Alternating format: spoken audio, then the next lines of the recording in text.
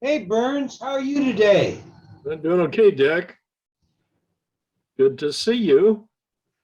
Well, it's good to see you too. And I want to start off today because it's in the news, and I'm an econ psychology major, and uh, I don't think people get the big picture.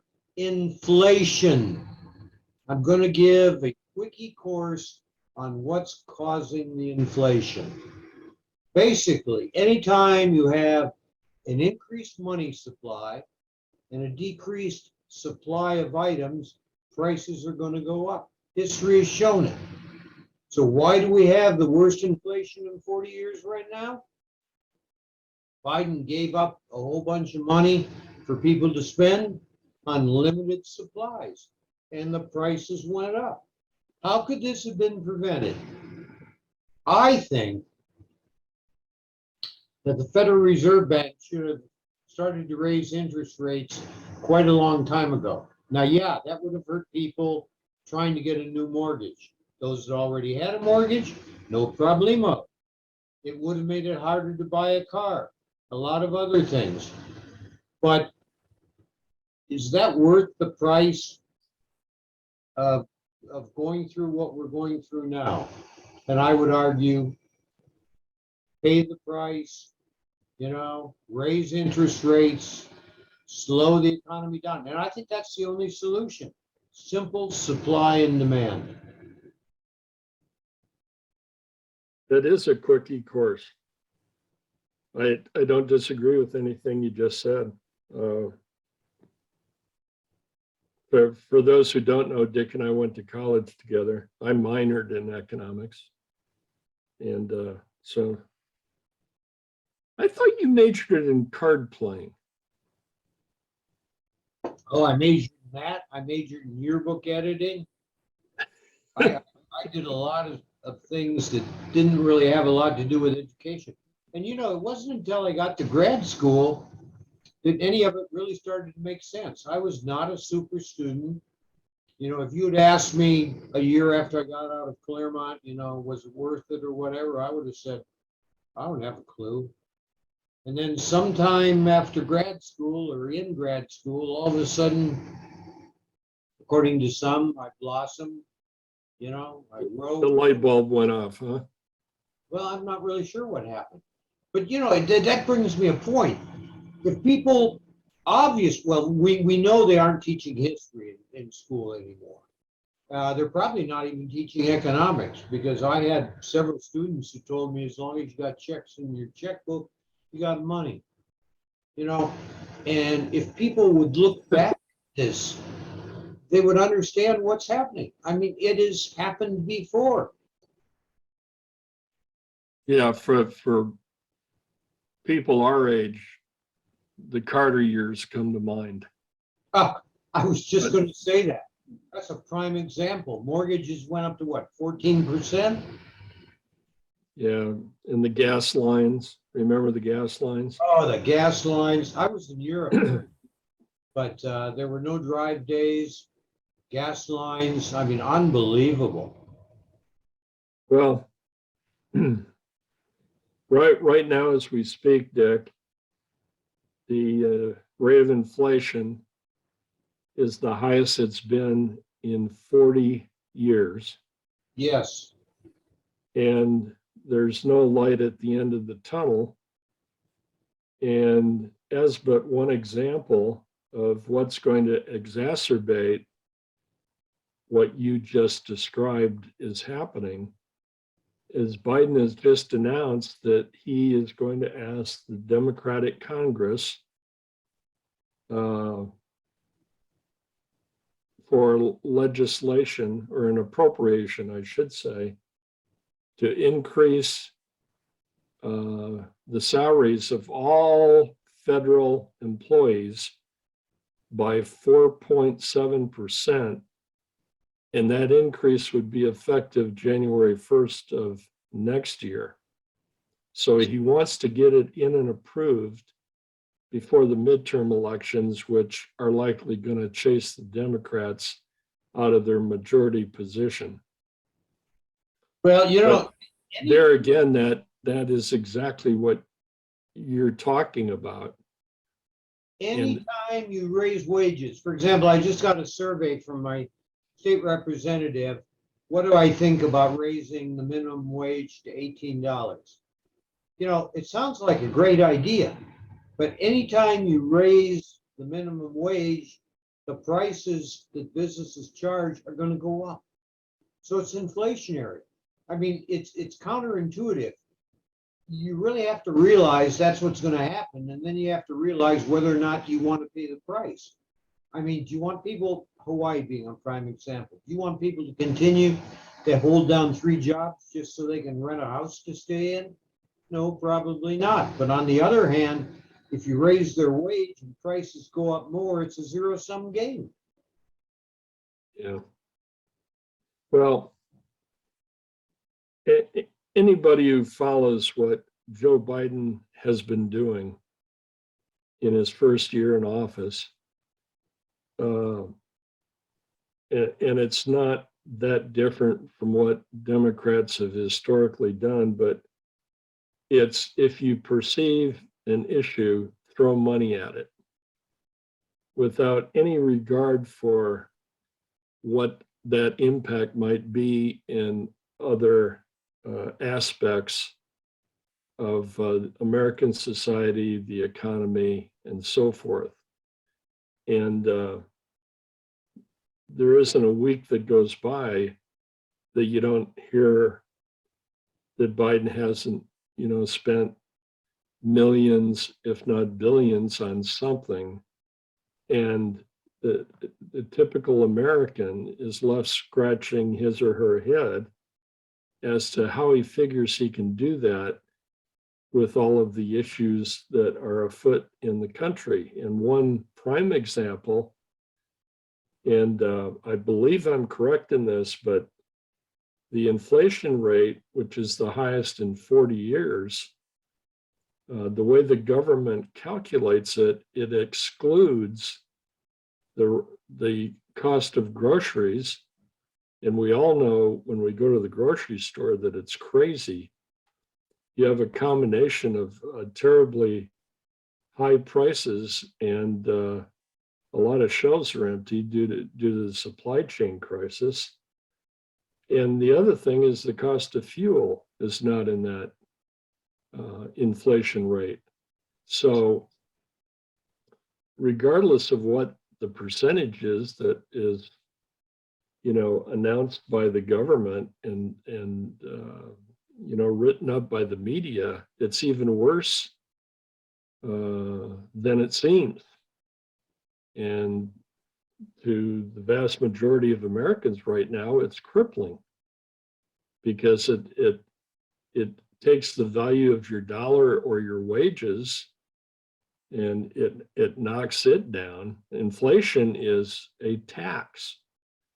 And, on top of everything else that Biden has done, inflation is a terrible tax. And, he campaigned that he wouldn't raise taxes on anyone other than the 1%ers. Well, the minute you have the highest inflation rate in 40 years, you're taxing everyone. Correct. And back to my point about, things he does do not make sense. And I think this is tangential to the discussion of inflation, is the fuel costs are through the roof. And what has Biden done? The first thing he did on day one was kill the Keystone Pipeline. And then within a matter of, and I can't recall exactly, but I think it was within a matter of weeks, he encouraged, if not directly negotiated, the deal where, and it was led by Germany, could begin purchasing natural gas from Russia. And it took the decision within NATO to agree to that, to the construction of a pipeline. So pipelines that serve the United States. And at the time Biden took over, Trump had made us energy independent, and we were a direct exporter of fuel and could satisfy our own needs within the country 100%. Suddenly, Biden is quashing further drilling, further pipeline construction, but he has been directly involved in the approval of a pipeline that will enrich the Russians and have NATO allies purchasing natural gas from Russia rather than from the US or other NATO allies that are producers of natural gas. I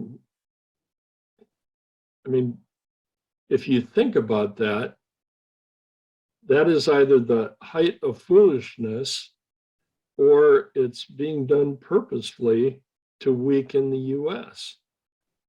And I would argue that while Biden is foolish, is mentally challenged, shows disturbing signs of a lack of mental acuity, the people around him, the so-called people behind the curtain, are intelligent but radical left ideologues, and they're just pushing paper in front of Biden telling him to sign on the dotted line. Yeah, well, you know, there is some good news there. I saw it on HNK, the Japanese station that I told you I really like their news. Japan has got huge ships that ship natural gas, liquefied natural gas, and so they're saying that they will cover Europe if everything goes to hell in a handcart. Now, the interesting thing is, having the Japanese say that, what is the U.S. response going to be? Are we going to embrace it? Are we going to move on from there and throw it back to the Russians, or what? My take on it is, it ain't going to change quadully from what the United States is going to do, because the people behind the curtain are A, they probably flunked economics, B, they never took history.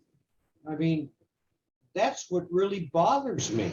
You know, as I said at the beginning, if you understand simple supply and demand, you would agree that the Fed should have raised interest rates a year ago. But no, they wanted to let the market fly and everything else with cheap interest rates. Now we've dug ourselves into such a hole that it's going to be hard to dig ourselves out. You know, a lot of No matter people, how you look at it, it's not going to be a comfortable fix. But it's got to be done, otherwise it'll just get worse. yeah, the Fed has for the longest time now maintained artificially low interest rates, primarily to give advantage to investors in the stock market. And there's been pressure on them to keep those interest rates low. Well, yeah, but that's because what they're trying to do is show that the economy is booming. And just because the stock market goes up and down really doesn't have a hell of a lot to say about whether the economy is or is not booming. Right. In other words, it's a post hoc ergo propter hoc argument. Because interest rates are low, the economy is booming. Well, that doesn't track. Right. Oh, you like the way I threw Latin in? I thought that was excellent. Okay.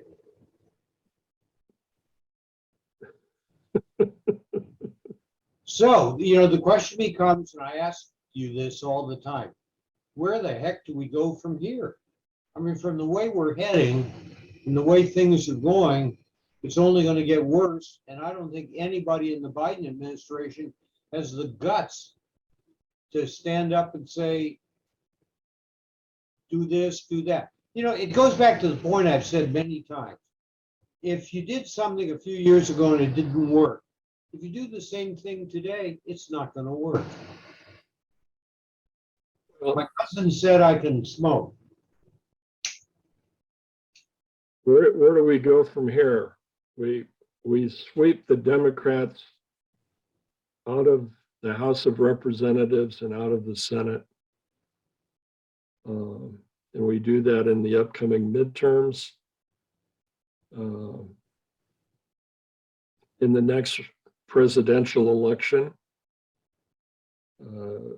we either return Trump to office, or we give consideration to other Republican candidates who are not Republicans in name only, who subscribe to many of the policies that Trump represented, energy independence being one of them. And I think in that regard, we ought to, and I don't know that he'd be interested, but and you don't see this in the press hardly ever anymore. But just as a reminder, it was the former governor of Texas that served as the cabinet level head of the Department of Energy. And coming out of Texas, he understood the industry, and he did a hell of a job. So we need to rescind the things that Biden did to kill pipeline growth, to kill new drilling, both offshore and up in Alaska and the Arctic. And really, it sounds simplistic, but just get back to where we were. It's hard to believe, but a year ago, we were energy independent, and who else had accomplished that? Clinton didn't, Obama didn't, neither Bush did. But Trump and his detractors hated him for multiple things, many of them nothing more than hoaxes, or the fact that he was guilty every day of outrageous tweets. I'd be the first to say that. But it sure was much nicer fueling up your automobile at the pump when Trump was in office than what we have today. And I think we need to hold Biden and the people in the Congress accountable for that. I think there are so many issues right now, any one of which is reason to chase him out of office and to send the Democrats packing. Well, we just had a case where the FBI has arrested another batch of appointed political representatives for taking bribes and everything else. Now, having said that, that's not nationwide, but I have a couple of concerns there. My major concern is I don't think the average American has a clue in hell what's going on, nor do they have any institutional experience as to how to resolve it. Having said that, Trump did do a lot of good. But on the other hand, he's a certifiable narcissist who, aside from his tweets, is kind of lost in space. Now, having said that, who else is available? I don't know of anybody else who's available. I don't know of I any. do. I do. Governor DeSantis of Florida. The who? I think DeSantis, the governor of Florida, I think would be an excellent candidate. Does anybody east or north of Florida know who he is? Oh, well, if you follow the news, I mean, they've done nothing but pillory the guy, much like they did Trump. And the reason the Democrats are pillaring him is because they feel, if not Trump, likely DeSantis, who would be challenging for the presidency. So yeah, he's in the news, but Yeah. I've liked his policies. But who watches the news and thinks about it and actually has a clue? I hate to say it, I've got a really negative view of Joe voting America. I don't think Joe has a clue. However, having said that, it goes back to that famous quote, it's the economy, stupid. And if you could get people to understand that, we can start making some progress, I think. Yeah, it it's been a long-standing argument that absent a good economy, people either can't get it, can't return to office. I guess a good example of that was Bush Senior. He made the promise of no new taxes and broke it, and he wasn't returned to office. We're a capitalist system, needless to say, frayed at the edges because of the push for socialism by the Democrats and the Bernie Sanders of the world. Of course, Sanders would actually like communism. But nonetheless, we're still a capitalist society or system. And the Democrats are doing their damnedest to destroy that. And I think we have to be careful in bringing someone into office. And unfortunately, our only choice is the Republican Party. I'm an independent, and many of the Republicans are definitely Republicans in name only. So we'd have to be careful about it. But there are people who probably won't run that I think are outstanding. I think of Jim Jordan. He's absolutely a favorite of mine. Tom Cotton. I mentioned Governor DeSantis. I'm not interested in Mike Pence. I don't know if I'd, Trump, it's still a ways off. I don't know what his health will be then. We've gotten a good taste of what putting an old guy into office has done. A credit to Trump was even a man in his 70s.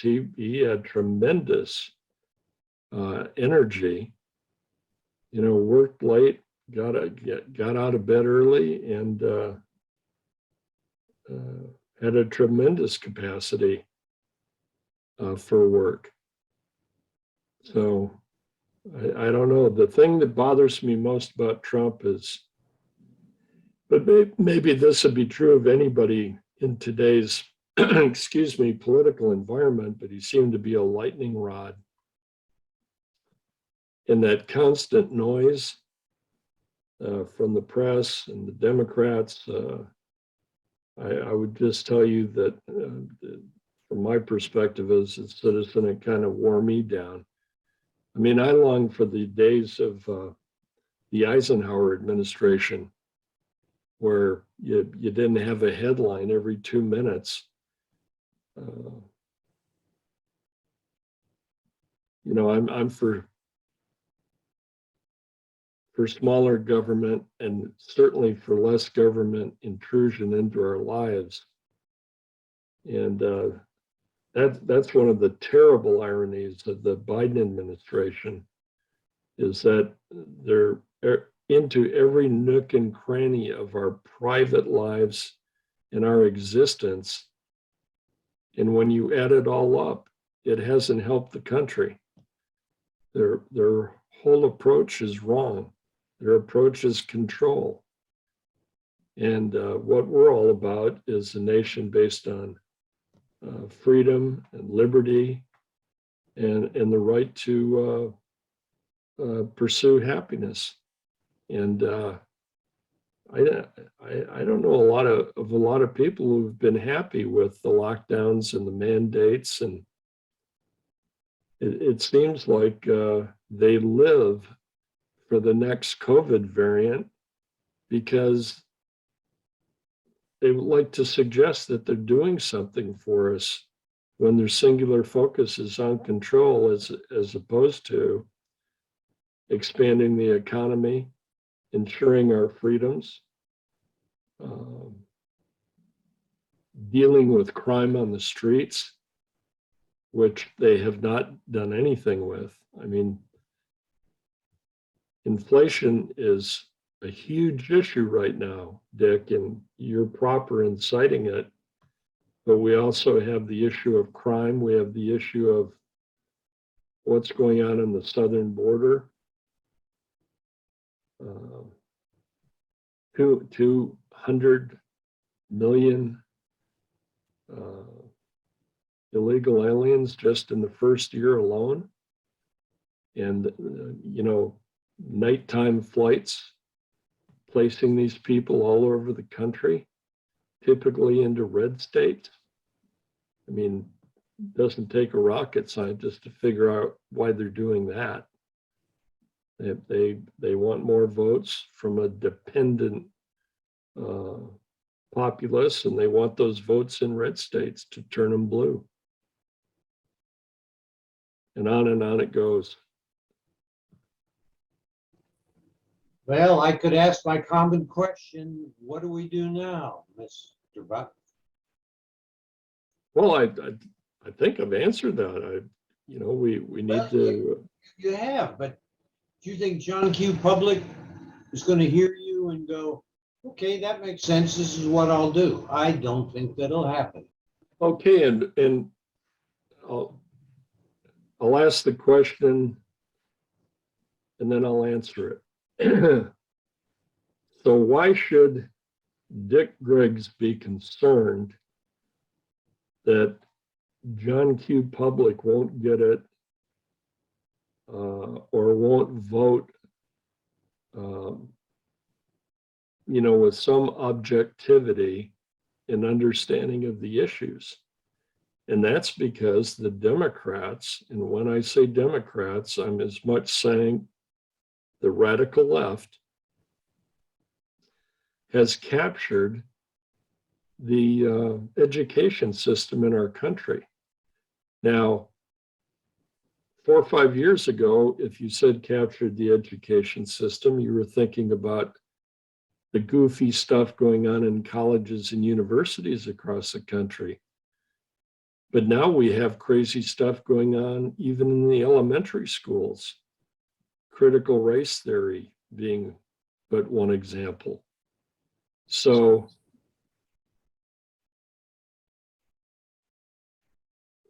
Democrats want to keep pouring money into an educational system, but that's because they want to keep the teachers' unions happy, which, as a Pavlovian type response, always vote Democrat.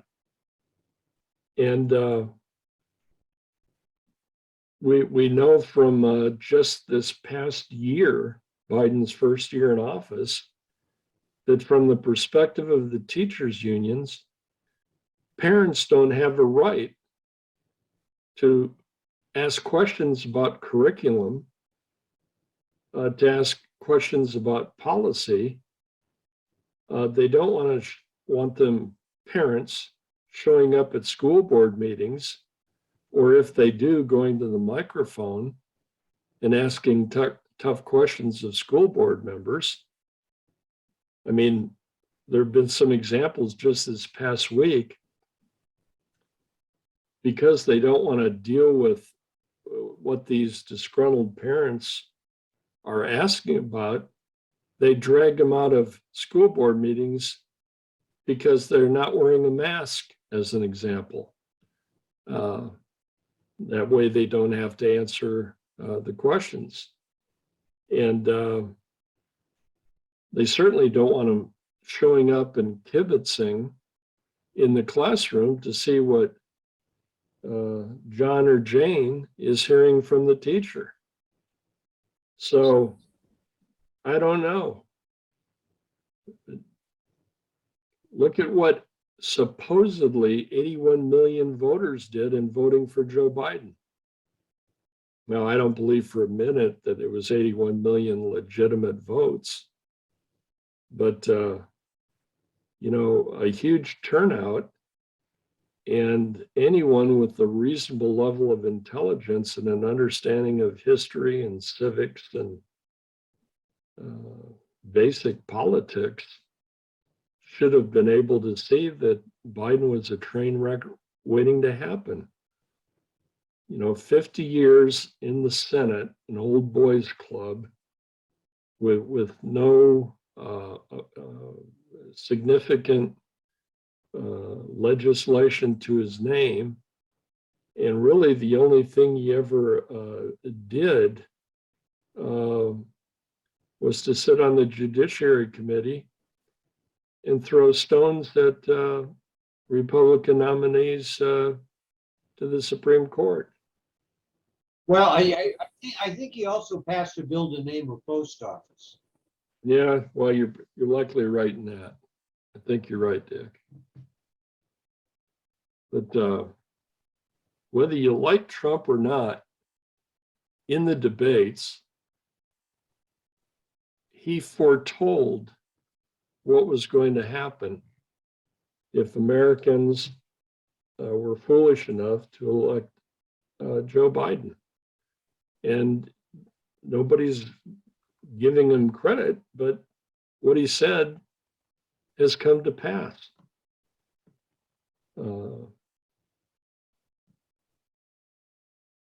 But you and I have talked about this forever. Civics, history, those aren't being taught anymore.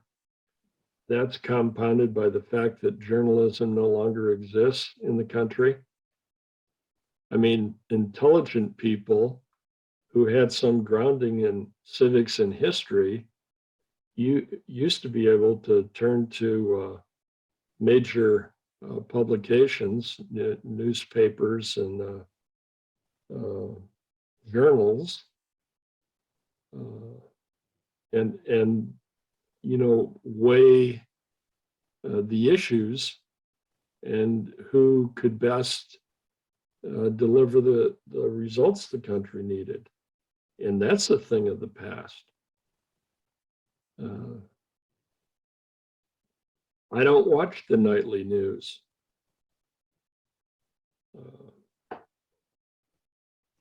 I have certain resources that I've come to trust, and they're not mainstream.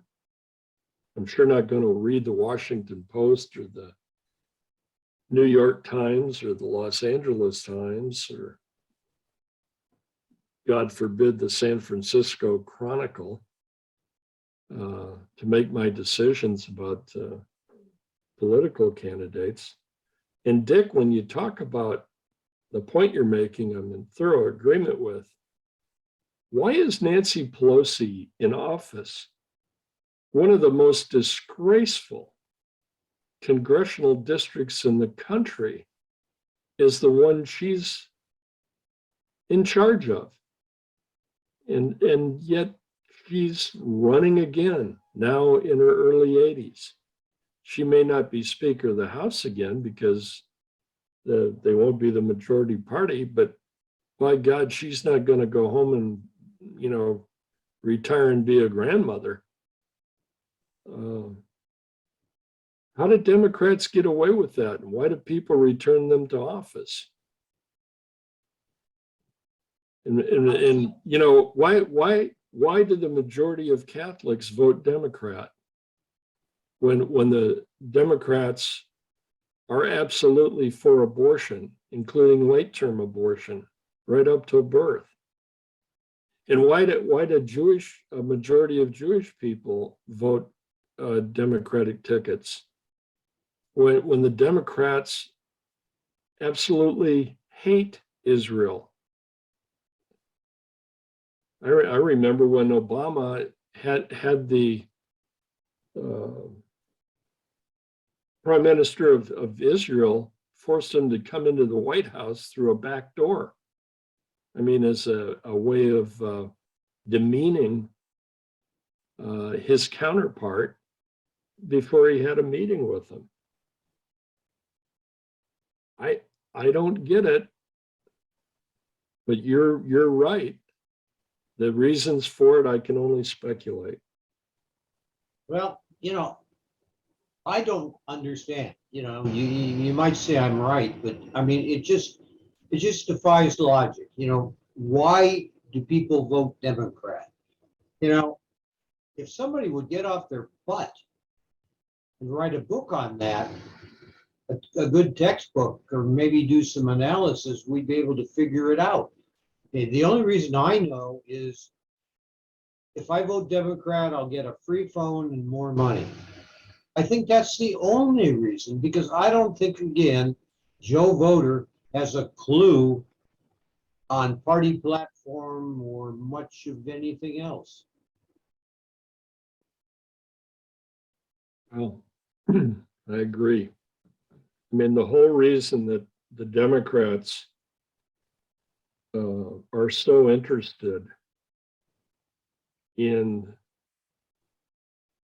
opening our borders to mostly illiterate people, illiterate in their own language, from some 150 countries, is they want people to come in unimpeded, not vetted, and then they're going to throw all kinds of money at them through a social safety net that American citizens don't enjoy, and make them beholden to the Democratic Party.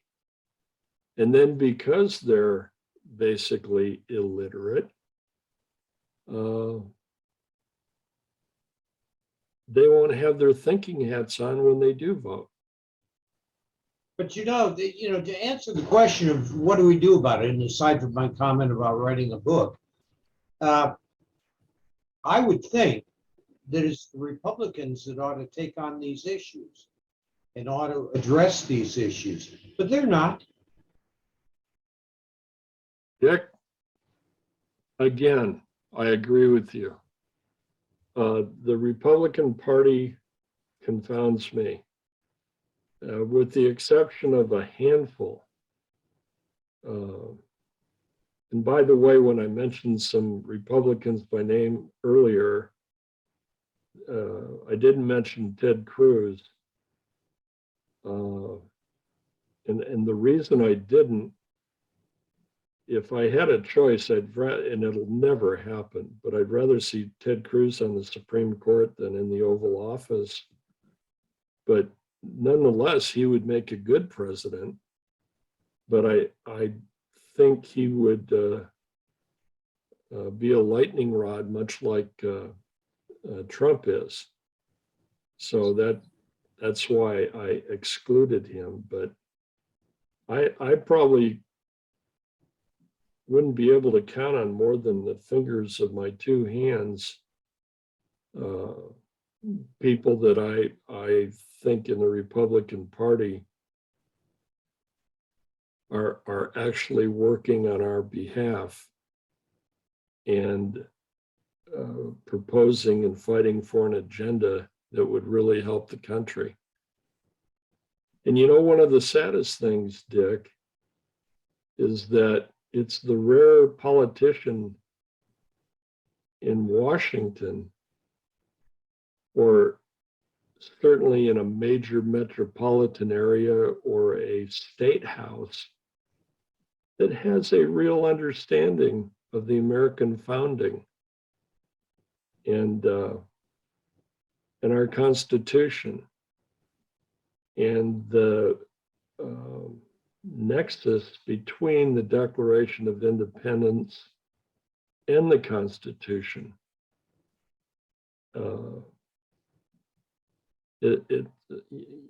It's just astounding. I think John Q. Public would, if they even knew what political science meant, would say those kind of issues are relegated to political science, not to the average citizen who's, trying to make car payments and house payments and raise a family. But I think the beauty of this country, what makes it special, or should make it special, it is an understanding of the founding and the principles of the founding. And those definitely aren't being taught anymore. Depressing, depressing, depressing. Yeah, it is, Dick. It really is. So, should we change topics? And do you want to change topics? Well, I ended last week's podcast, and you were doing tips for seniors, which got rave reviews. And then you gave me a couple minutes there at the end, and I did, gave kudos to the Canadian truckers. Ah, yes, the mothers. Yeah, and the thing in Canada is growing. Just to repeat, the truckers are protesting mandates from Trudeau, the Prime Minister of Canada, that they have to have proof of vaccination and booster shots to cross the border, taking freight into the United States. And Biden has jumped into the act and has publicly told Trudeau to come down hard on the truckers.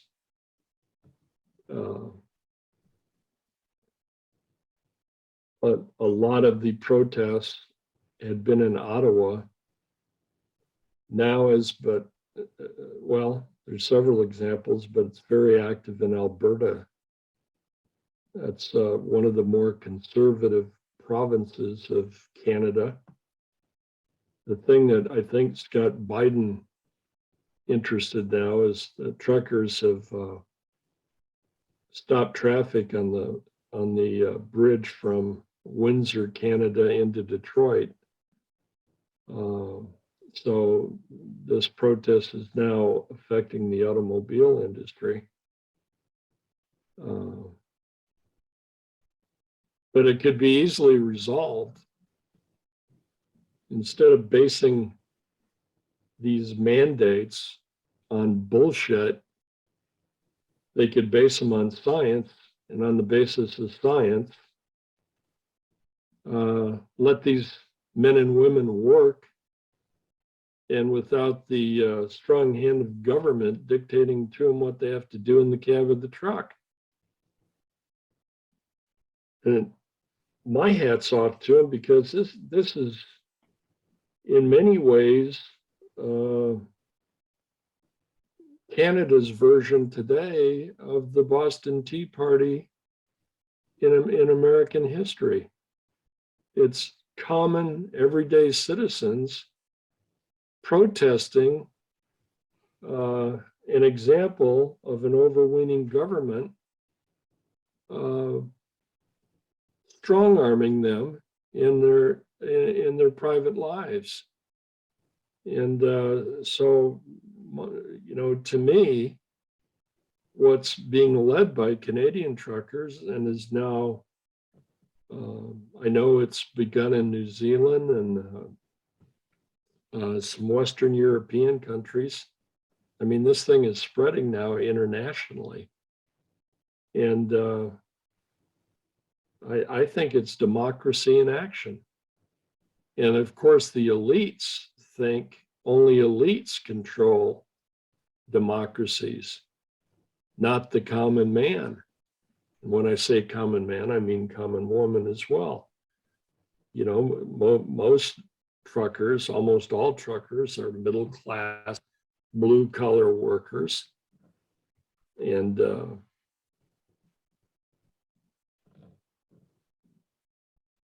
I think what they're doing is one of the greatest symbols of democracy in action that I've seen in a long time.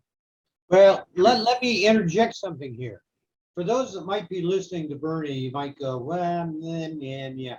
But he's had over 40 years experience in the trucking industry, raised up to the top of the pile, and you need to listen to what he has to say.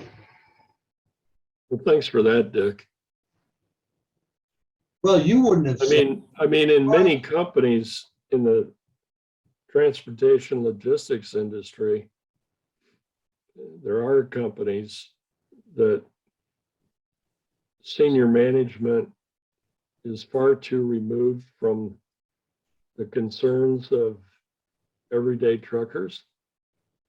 And I was fortunate, and I'd like to think I impacted this, but 3 different transportation companies I worked for in my career, there was great concern about truckers, about their safety, their compensation,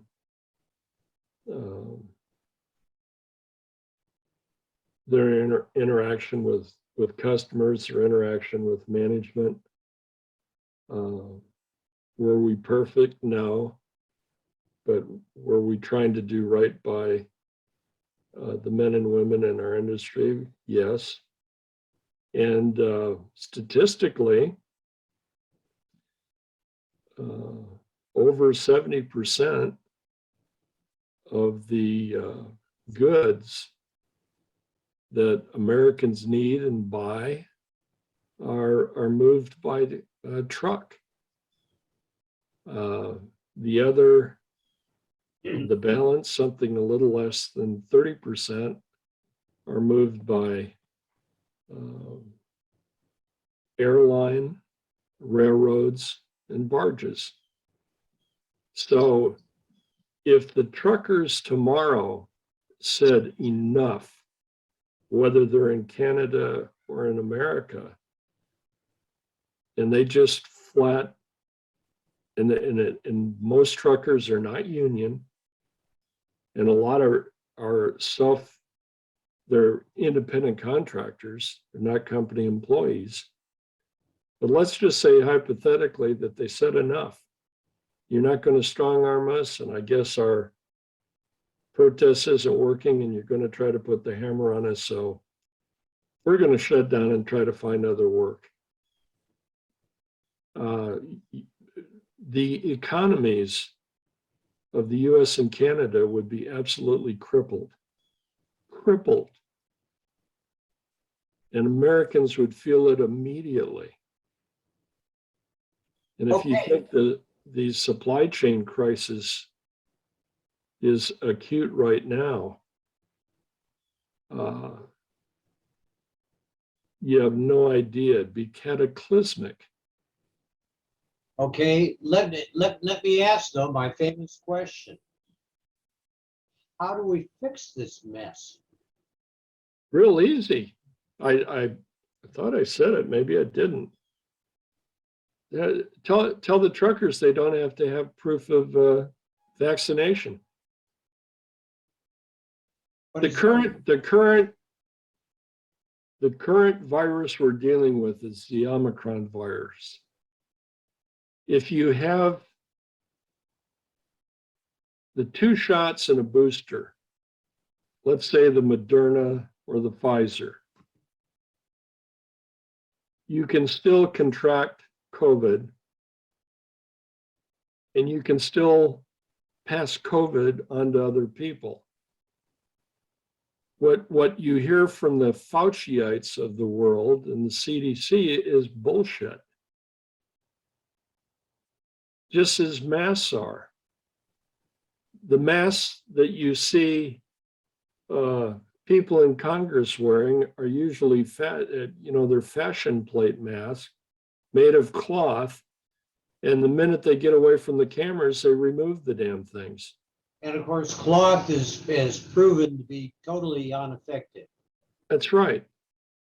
So in this environment, and by the way, truckers, not that there's not interaction when they go to a terminal or a cross-dock operation. Yeah, they're going to see customers on a loading dock. But for the most part, they're in the cab of a truck. I mean, they're isolated in a cab of a truck, particularly the long haul drivers. And boy, is that a tough life. And we're trying to lay mandates on these people. And particularly at a time when the economy is struggling anyway because of incompetency in Washington and in the Oval Office. It's ridiculous. And one of the great things about being in a democratic republic is pushing back on the government. I mean, we're supposed to have the ability to do that. And not just through our votes, but in a variety of ways. Isn't it interesting that Joe Biden, typical Democrat, pro-union as hell, doesn't want independent contractors, the trucking industry, whether we're talking employees or we're talking independent contractors, is predominantly non-union today. And he's all upset that something tantamount to a strike is going on. Now, if the teachers union goes out on strike, which they've done all through this COVID pandemic over and over, they don't want the kids going back to school. He supports that. But by God, middle-class truckers who move over 70% of the freight in this country, he figures that he and Trudeau can have their way with them. And the reason this has backfired is neither one of these guys has a clue about how truckers think. But that goes back to your constant complaints about Biden. Which brings up something I've heard from every general I've ever worked for. And they always say, I'm only as good as the people who work for me or work around me or whatever. And, I've come to believe that's really true. So if Biden is as screwed up as he seems to be, it's, again, the people that he surrounded himself with. They're the idiots. And I think a lot of them are young. They're radical. They don't have a clue as to what's going on, but they tell Biden this is what you need to do, and he does it. I think that's the real problem. And to do that, you got to get rid of some of these idiots. don't know how. I don't know if this is an apt analogy, but I think it is, Dick. And you having been an officer in the U.S. Army in your career, I think you'll appreciate it. But you talk about the distance between the self-styled elitists in Washington, you know, in the Oval Office, the West Wing, in the Congress, in the various cabinet level positions,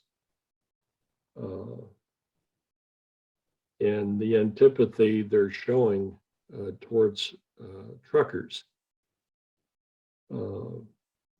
I think back on one of the best books I've read, and I like to read military history, but I read George Patton's autobiography, War as I Knew It. And in it, and I can't recall, because it was some time back, I don't think it was a full chapter, but it was a number of pages in which he talked about the importance of officers doing foot inspections, ensuring that the troops were changing their socks Yes, several times a day, being able to identify, you know, various kinds of foot fungus depending on, you know, where you're engaged. Certainly Vietnam, that was an issue. And you're a Vietnam vet, but I mean, I was quite impressed with that. Here's a general, a famous general who led the Third Army in World War II, and he can write page after page in great detail on making sure that soldiers are and the officers who lead them are concerned about their feet. And I don't think Biden has a clue as to what is involved in driving a tractor trailer combination and making a living doing that. And I don't think he has anybody who can advise him. I mean, this guy puts ideologues into cabinet positions. Pete Buttigieg, who was formerly the mayor of South Bend, Indiana, and was a terrible mayor of a small city in the Midwest, is now director of transportation. And he was missing in action as his supply chain crisis developed. And he's but one example. Now, if you have a guy in the Department of Transportation that has had no involvement, no knowledge of how to build and maintain infrastructure and to design that infrastructure to the best needs of the trucking industry, as an example, you've got the wrong guy in there. But that doesn't bother Biden. Biden is trying to put leftists, you know, in these various support positions.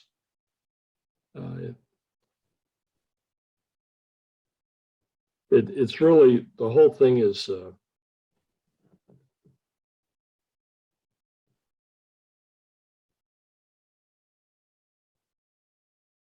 what's happening in Washington right now is an abomination. yeah. Well, No. I'll tell you, let's continue next week because we're out of time and I gotta tell you, I need to pee badly. That might be a topic for senior tips. Yeah, we can do that. So I'll Yeah. talk to you next week. Okay, Dick, good talking with you, and hopefully things will get better after the midterms.